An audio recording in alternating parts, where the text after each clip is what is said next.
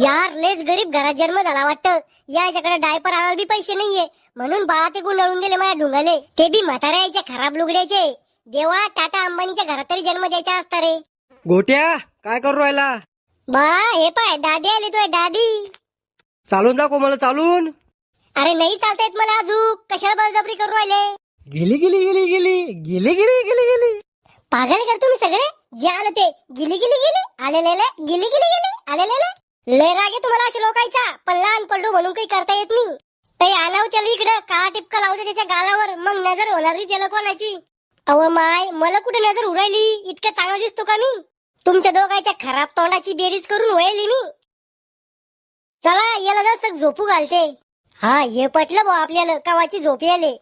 यग यग गाई बा झोपी जाई. अय गोट्या झोपला का?